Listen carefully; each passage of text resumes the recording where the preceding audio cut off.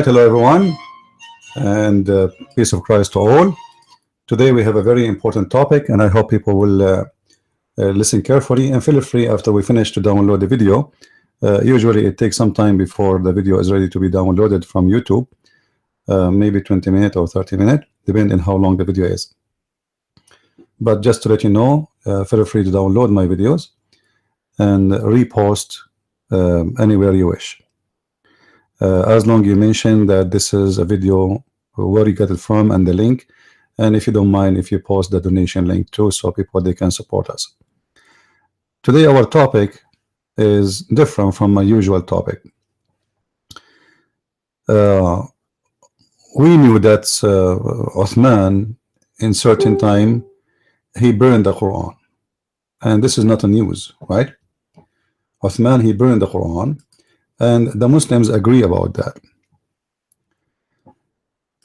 And you can go right now and you can check in Google and you will find that the Muslims agree that Uthman, the Caliph of Muhammad, the one who inherited the kingdom of Islam after Muhammad he passed away, he was the first one to burn the Quran. Now for sure the Muslims they have their own answers for this.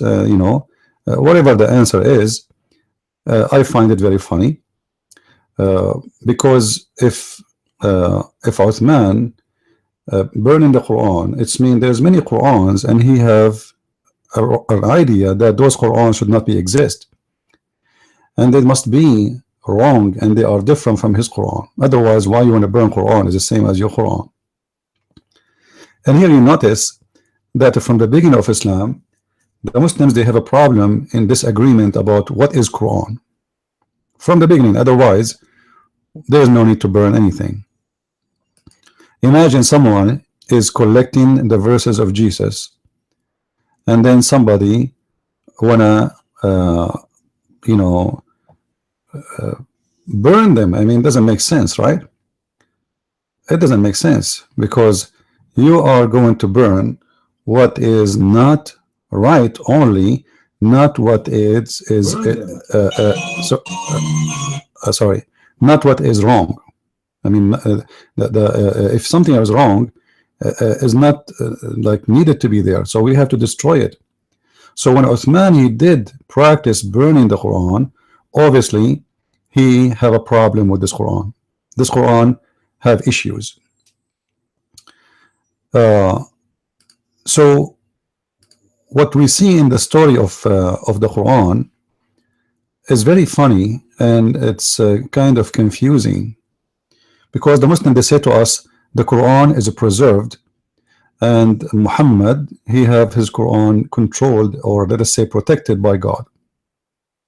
Now as you see here, this is a website, it's called Learn the Quran, and the question in the screen is why Uthman burned the Quran, and then underneath there's a video of a Muslim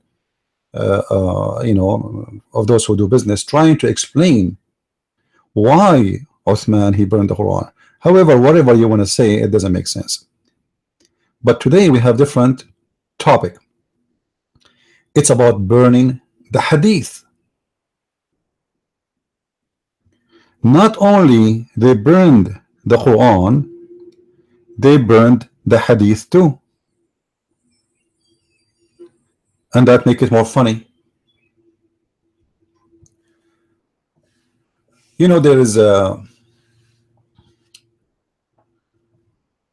There is tons of hadith. I wish you guys you speak Arabic, because those hadith is really fantastic, and the more you read them, the more you laugh, and the more you wonder what is the problem with this religion. So I have a collection of hadith in front of me, and I will mention the reference one by one. However, here Aisha she said, I will translate for you if you don't mind. If you speak Arabic, you do not need my translation, you can read on the screen. حدثني someone like narrated by from Aisha that she said جمع أبي الحديث عن رسول الله صلى الله عليه وسلم وكانت 500 حديث فبات ليلته يتقلب كثيرا قالت فغمني فقلت etc. So the hadith, she's saying that Aisha she said that my father, who is Abu Bakr, he collected 500 hadith. And those are all the hadith about Muhammad. He have 500 collected by Abu Bakr. This means that Abu Bakr is writing the hadith. All right. And then she said, when he went to sleep, he could not sleep. Like he is like something is bothering him. You know, he could not. So when he woke up in the morning, he said to her, فلما أصبح قال أي بنية هلمني الأحاديث التي عندك فجئت بها فدعا بنار فحرقها. He said to me in the morning when he woke up, he said, my daughter, bring me the hadith you have. Bring it to me. So she brought the hadith to him, which obviously in the papers or something like that. So he ordered to make a fire and he burned it. So Aisha, she said to him, why you burn it? فقلت لما أحرقتها? He said, I am afraid that if I die and those hadith is here, they might have hadith or let us say like somebody reports for me a hadith which is not accurate, so I decide to destroy it. He's afraid that of those hadith, not all of them they are true. If Abu Bakr in the time of Muhammad is worried about fictions and lies of the hadith, how about someone collecting the hadith 300 or 400 years after Muhammad? You know what I mean? If this is happening in the time of Muhammad, like just Muhammad, he died, those are his companions, you know, they are after him. If this is happening right after Muhammad he passed away,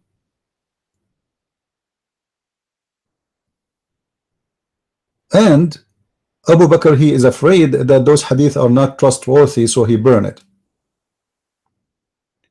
How the Muslim can trust the hadith which is collected long after Islam?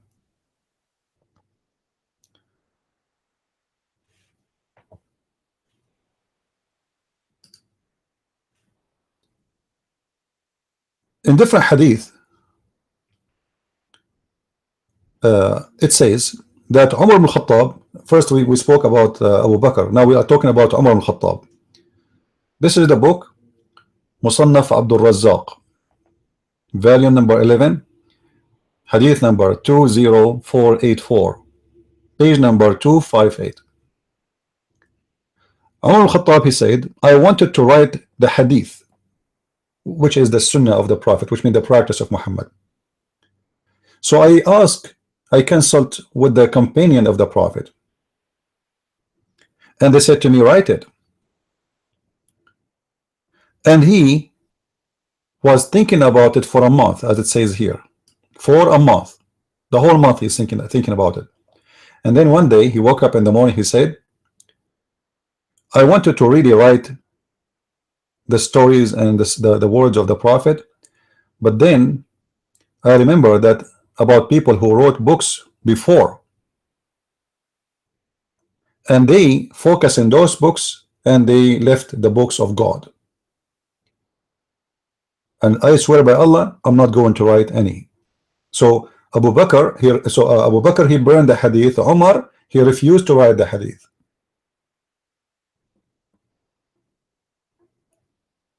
Okay, so how the hadith is collected then?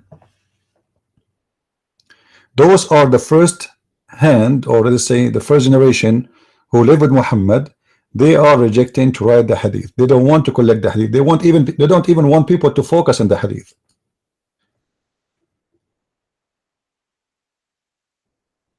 This is Abu Huraira, a very well-known reporter of the hadith. Abu Huraira, and the hadith is Sahih Muslim, hadith number 2098. Abu Huraira, he is called Abu Huraira. Huraira is like a spoiled name of a cat. So he is the father of cats because always he have cats around him.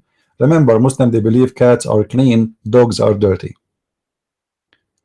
So Abu Huraira came to us and he struck his forehead So look like Abu Huraira is upset and he's mad. Why Abu Huraira is upset? What the problem? Obviously there's a problem, but let us see what is exactly this problem is.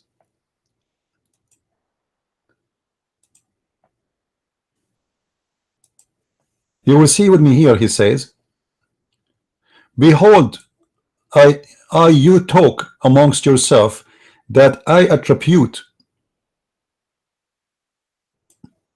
wrongly to Allah Messenger. So what's happening here? In the time of Abu Huraira, people, they are accusing Abu Huraira that he is making false hadith.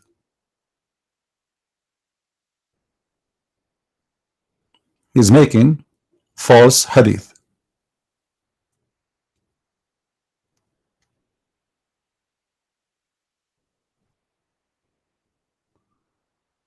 If this is Abu Huraira, is the most important reporter of the hadith, was accused during his lifetime by the Muslims that he is fabricating hadith. And if I show you how many hadith is reported by this guy Abu Huraira, you will not believe it. This one is a major source of the hadith. But as you see, the Muslims are accusing him that he is a liar and he is spreading lies. You remember we made a hadith before, we made a video before showing you that Hafs, the one who reported the Quran, he was accused by Muslims to be a liar. You remember? You can go back to the last week videos and you can see the video I made about that. Now guys, is my voice clear from your side? Please let me know if you have a problem with the sound. All right, let me know please. So Hafiz, the one who collected the Quran, was accused to be a liar. Abu Huraira, the one who collected the hadith, is accused to be a liar. And they are calling them liars, like it's not only, you know, like it's not like, you see, it says ألا أنكم تحدثون أني أكذب. Look what it says here in Arabic. Like, I don't like the Muslim translation in English, you know. In order to guide you to the right path, such case I would myself go astray. But you see the translation here, it doesn't really say the truth. The translation doesn't translate what the Arabic is saying. ألا أنكم تحدثون أني أكذب على رسول الله. Here they try to make it like, you know, I attribute wrongly. What do you mean attribute wrongly? It says it clear, أنا أكذب.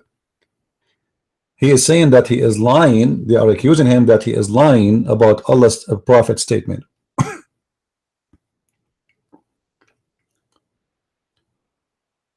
Then we need to ask ourselves, Uthman burned the Quran because the Quran is not matching.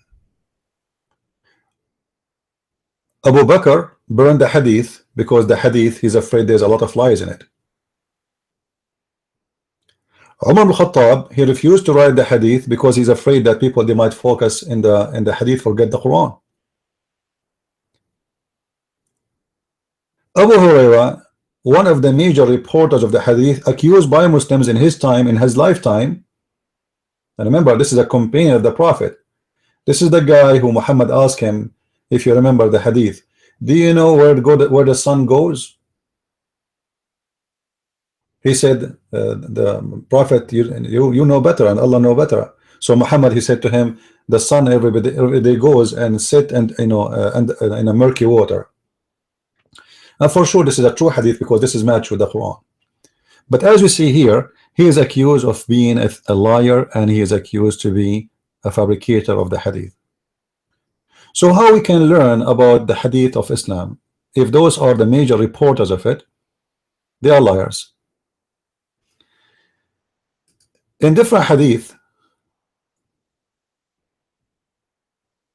you will see, and this is Sahih al-Bukhari, and this is the reference in the front of your eyes. I hope the screen is clear for you. You will see that Muhammad, he said, Muhammad in the element of death. When? In the element of death. He said, Ibn Abbas said, Ibn Abbas is the cousin of Muhammad. When Allah Messenger was on his death bed and there were some men in the house, he said who? Muhammad, come near, I will write for you something after which you will not go astray.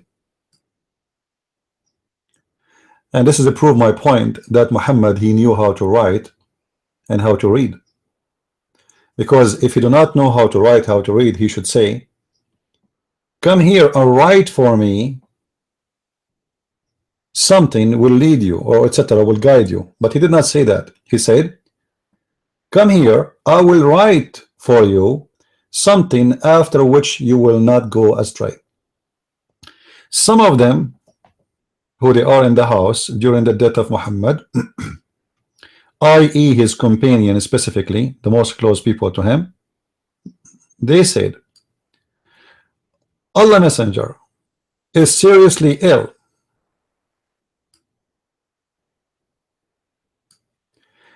And you have the Holy Quran.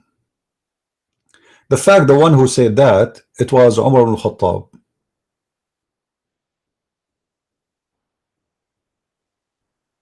And I can show you that in different hadith. Actually, I made a video about it before. So the Muslims, they are saying that their prophet, he is seriously ill, which means he lost his mind. This guy is gone crazy. So don't listen to him. And here we will find something very fishy in this story. If Muhammad have the Quran, and the Muslim they have the Quran as you see, and they do not need any more as guidance, does that mean Muhammad was going to give them more Quran but they refuse to receive it? Why did it not give him a paper and say, okay, write for us, let us see what you want to say? This guy is the one who gave them the whole Quran, and everything they have about their religion, it's coming from him. And now he is dying, and yet you don't want to listen to him. And notice here, Muhammad is saying the purpose of him asking or making a request to write, that because he believed that if he did not do this writing, they will go astray.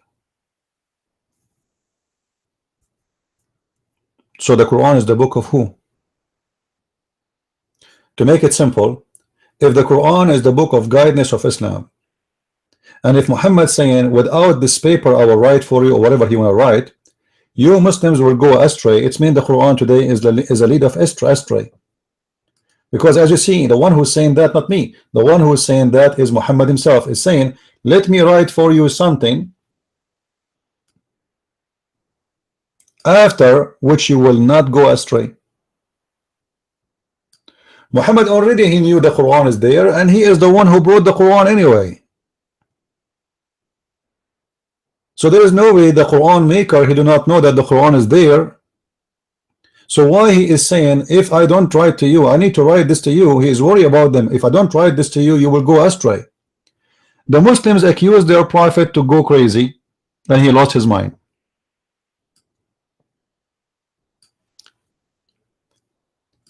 And here you will see different stage of the Muslims.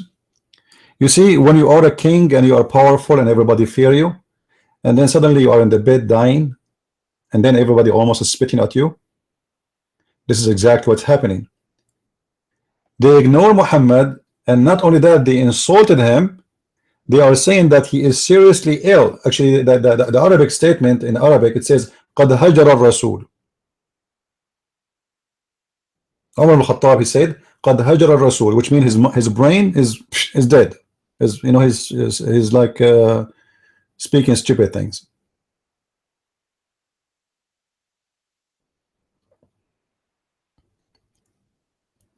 But the question here for me is, what was Muhammad problem with the Quran?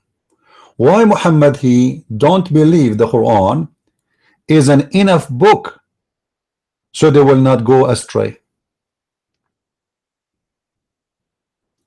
And if Muhammad is a true prophet of God, and God he protect him until the last second in his life, and he will not let him say stupid words, and I think most of Muslims, they will believe in this. They will say, no way, the prophet, he is not losing his mind. No way.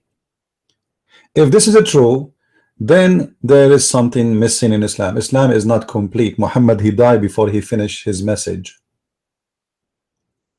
And you will notice that this message is very serious.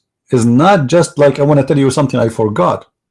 No, he is saying it clearly that this message is the only way to protect you from going astray, as you see here.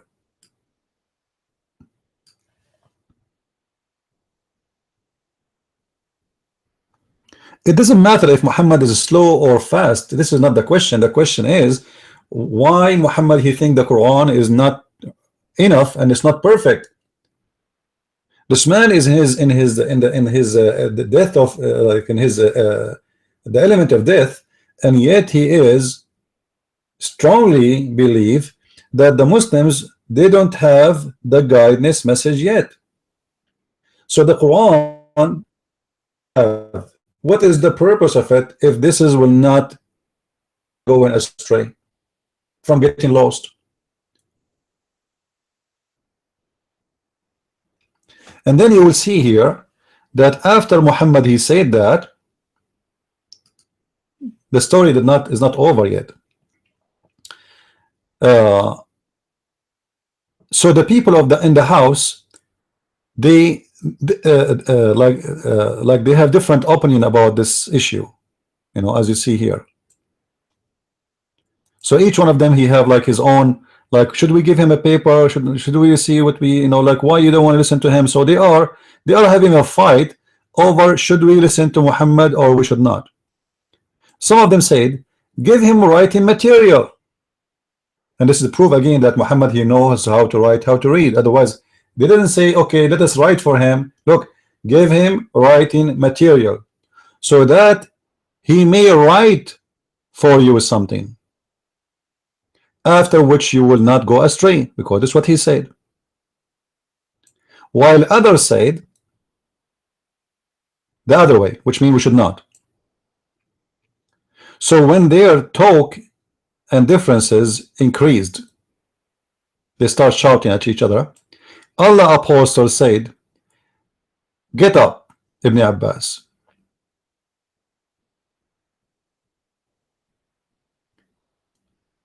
Used to say, no doubt, it is very unfortunate, a great disaster that Allah Messenger was prevented from writing for them that writing because of their differences and noises. Do we have any Muslim have an answer for this?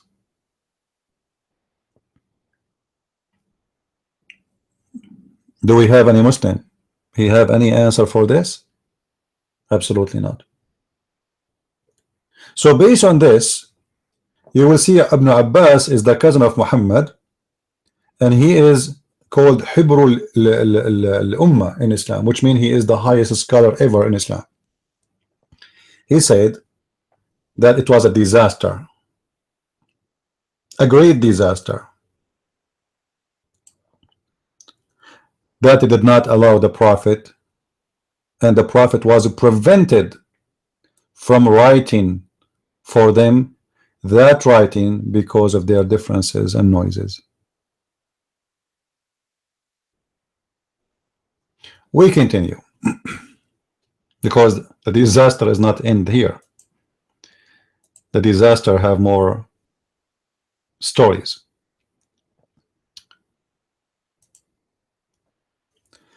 We know the story about the goat who ate the Quran, and you know that this story is correct, is accepted, is sahih. The verse of stoning and breastfeeding for adult. I hope the text is clear for you guys. an adult 10 times was revealed, and the paper was with me under my pillow. When the messenger of Allah died, we were preoccupied in his death, and a tame sheep came and ate it. All right. So what happened exactly here? Aisha reporting that there is an incident where obviously a goat uh, ate the Quran, and those verses of stoning to death, and this is true until now. Actually, you can ask any Muslim, do you know where we can find those verses? He will say they are not in the Quran. Okay, question, why they are not in the Quran? What happened? And actually, I'm very upset from this goat because I wish we can find this, the breastfeeding for an adult 10 times in the Quran. That will be very funny, and Playboy magazine, they will like it. For those who do not know what this mean, according to Muhammad, any Muslim woman she wanna associate with a strange man, she have to give him her nipples, and he have to suck it 10 different times, in 10 different occasions, 10 different days, until he is satisfied. And actually, I support this practice a lot if Muslims want to do it, because that will make Islam looks really stupid and expose Islam more. But the important here that the stoning verses and the breastfeeding for adult, according to the story here, they are eaten by a goat, and the goat destroyed. All right. We showed you in the hadith before Muhammad saying, bring me a paper so I will write for you something will not let you go astray. Question, who is the one who was writing those Quran and they were under the pillow of Muhammad? Maybe Muhammad. Same time, if the Quran is preserved, but obviously is not, the goat ate the verses, and the Muslim, they say to us that Allah preserved the Quran in the chest of the believers. They can recite the Quran. Okay, here we go. Recite for me the breastfeeding for adult. Recite for me why it's in the Quran. The goat ate it. Understand? The goat ate it, but Uthman, he made the Quran after Muhammad's death. Why Uthman did not find the verse of stoning to death and the breastfeeding for adult in his Quran?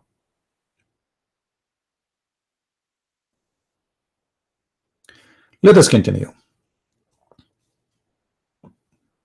And again, I am very upset from this goat for what she did, because now she destroyed a very important proofs in the Quran.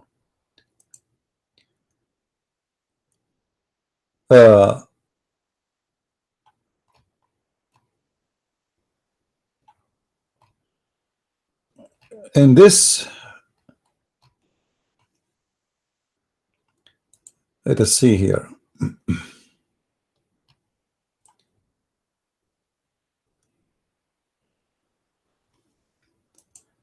In this story here, at Tafsir al-Kabir, and we can find it, this is written by a very important a scholar, and the Muslim, they claim that he is a big scholar, but the fact, I believe he was an atheist, even though he wrote a book of Tafsir.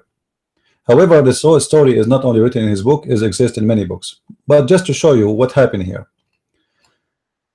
In the story here, it says that when Muhammad, he have an scribe, he is writing the Quran for him. In this story here, Muhammad, he have a person who is writing the Quran for him. His name is Abdullah ibn Sarh. And when he was reciting Quran for him, and Abdullah ibn Sarh, he was writing, Abdullah ibn Sarh, he suggests to Muhammad to write the Quran in a different way, which means he changed the sentence. And he is the one who said, based on this story,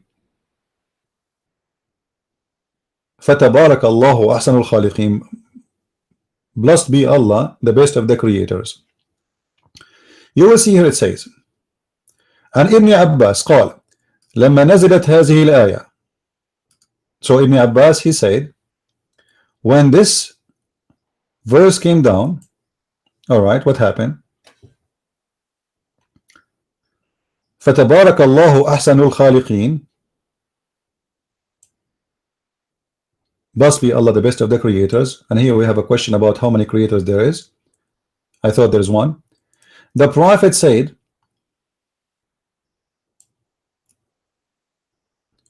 oh sorry, let me go back from the beginning. Sorry, I missed a line.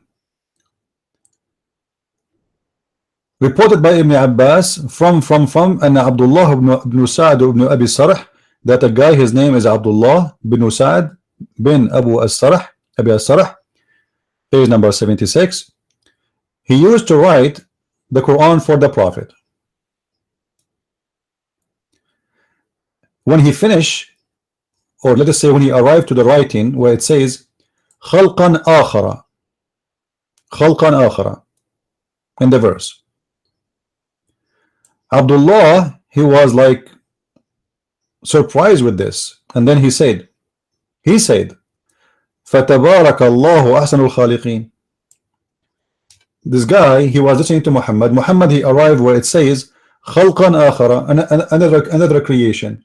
So Abdullah ibn Sarh, he liked it, so he said, blessed be to Allah.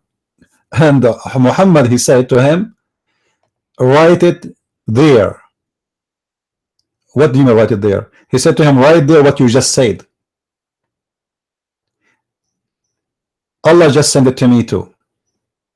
هكذا نزلت. So Abdullah ibn Sarh, he have a suspicion about Muhammad, and he said, if Muhammad is a truthful about him being a prophet inspired by God, well, you know what, I am a prophet inspired to me by God, because he used my sentence to make it Quran. And if Muhammad was a liar, then there is no good in his religion. Then this guy, obviously he became an apostate and he ran away from Mecca.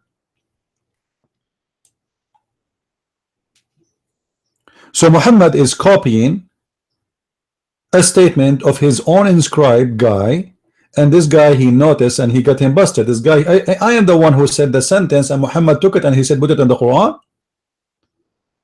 So there is no way he can be a prophet of God. So he ran away and he was apostate, and actually he is maybe one of the first apostate in the religion of Islam. And remember, this guy was so close to Muhammad, so he knew him very well. He did inscribe. He sat with him many hours a day when he write. Then we continue.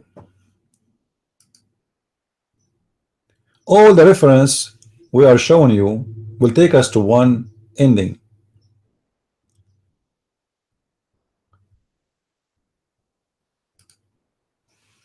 In chapter 75, verse number 17, you can read any translation you want. Allah in the Quran said, supposedly Allah is talking, that it is on us to recite the Quran and to collect the Quran. You can change the translation if you don't like this guy, you know. I mean, all of them for me, they are liars. It doesn't matter. I don't use them because I accept them. Surely on us the collecting of it and the reciting of it. Collecting what and reciting what exactly? Collecting the Quran and reciting the Quran, as you see. So the Quran saying that the one who should recite the Quran and collect the Quran is Allah, not Muhammad, not Uthman, not Abu Bakr, not Ali, not Fatima, not any. And we showed you that the Quran was burnt, the Hadith was burnt, Abu Hurairah was accused to be a liar, and Muhammad was accused to be a madman lost in his mind when he said he wanna write additional things for them so they will not get lost. And the goat ate the Quran. And yet the Muslim, they are saying to us the Quran and Islam is protected by God. And then they get somebody, he came 400 years after Muhammad to report the stories about Muhammad, but he never met Muhammad. And as you see, Abu Bakr, he burned the Quran because he's worried that the Quran, sorry, the Hadith it might be full of lies. And Abu Huraira, the biggest reporter of the hadith, he was accused by the Muslims in his lifetime to be a liar. So what is left in this religion? We have a gentleman, he is proud to be a Muslim. Do you like to call me in Skype, Mr. Proud Muslim? Do you like to call me in Skype so we can have a conversation? Who is the proud Muslim? He like to call me right now and explain to us what's going on. You know, the funny about Muslims, they are so proud, but about what, I have no idea.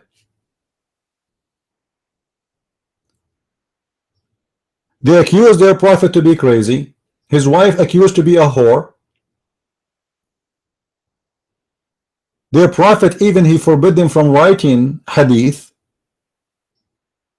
I mean, what is proud about? What do you Muslims have to be proud about? Can anyone tell me?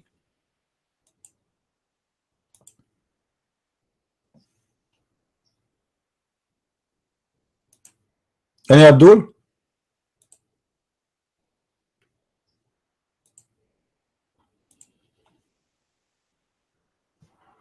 Are you proud about calling your prophet crazy?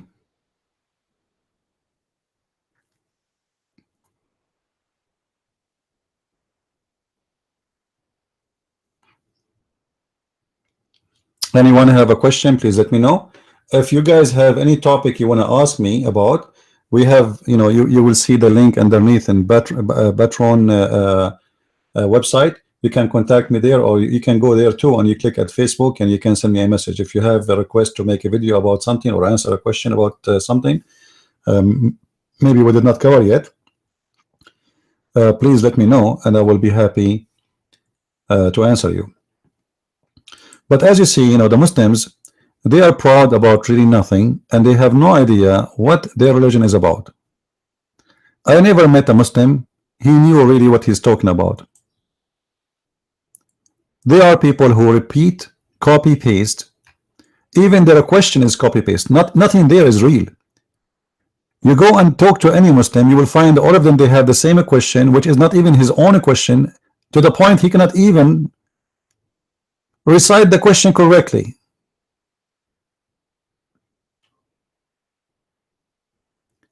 And we as a Christians, we have thousands of manuscripts, and our manuscript written, most of it right after the Messiah, few years after him, and they don't accept it, but they accept someone telling them about the Messiah who came 600 years after Muhammad, and then 300 years after Muhammad they collected some hadith about him, and they don't even have original Quran,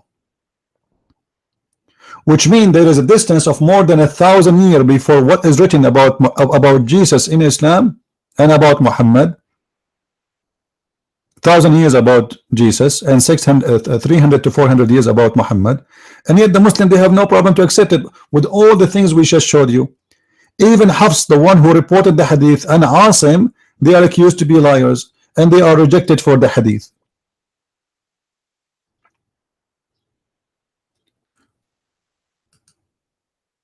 I advise you Muslims, if you like to learn and read more, you can go to Amazon.com and you can type my name and you will find a list of my books and feel free to read them. Maybe you will wake up and see the truth. Obviously this religion is nothing but a cocktail and collection of he said, she said, but there is no proof of it, and nothing there is authentic, as you see with your own eyes from the Muslim books. They themselves, they don't agree with it. They themselves, they accuse their prophet to be crazy, and I believe Muhammad have a mental issue. As you remember, Muhammad, he imagined himself having sex, but in fact he never did. The hadith says the prophet, he imagined himself he has done things, but in fact he never did. I mean, this is a clear sign that Muhammad having or suffering from mental issues? And this is why I say to the Muslims, how authentic Islamic books is.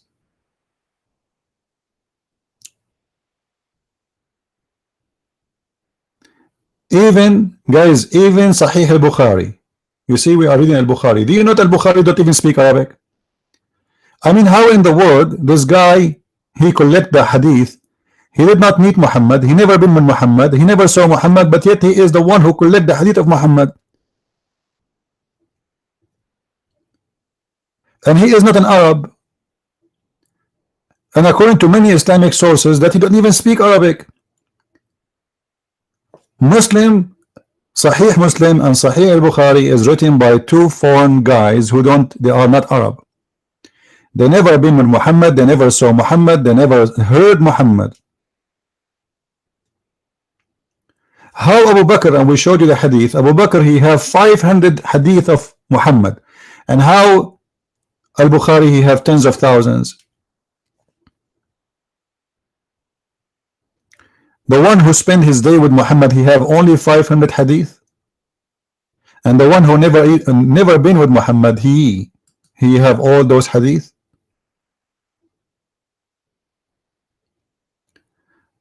I believe this is the most weird, funny religion, and to believe in it, I think you have a serious issue. You know, we can talk about tons of issues in this religion, but if you are a Muslim and you have a request from me, please let me know. I'm not against you as a Muslim, by the way. I feel that you are a victim, and you have, you know, your guilt is just because you are born in a Muslim family. It's not your guilt. I mean, it's not your fault. But wake up, my friend. This is a very stupid cult. You know, when you hear your prophet saying that if a man have orgasm first, the baby will be a boy, and if a woman have orgasm first, the baby will be a girl. I mean, shouldn't you ask yourself how stupid that is? And yet your prophet, he claimed that he's speaking for God, and nothing he say, even when he speak about medicine, it's coming from God. Or your God in the Quran says women, they have a sperm coming from the ribs, and the man have a sperm coming from the backbone. Isn't this a clear prove to you that Muhammad and his religion is a fabrication? You know, when somebody says that Muhammad never exists, sometimes I ask myself the true question: was Muhammad exist? I don't want to believe in that, really. But if you look around you, I mean, there is no authentic source of Islam.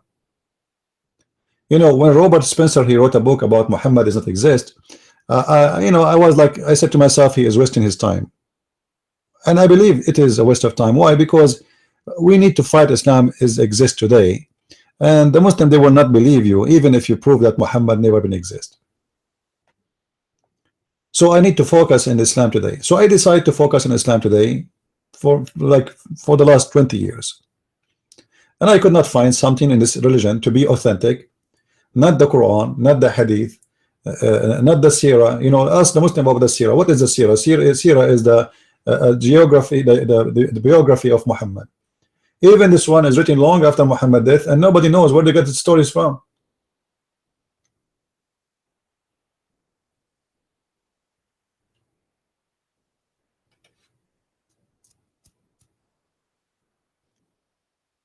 So I don't know how a Muslim can believe in this religion. I hope Muslims, they will wake up and they will see that there is something very wrong in this religion.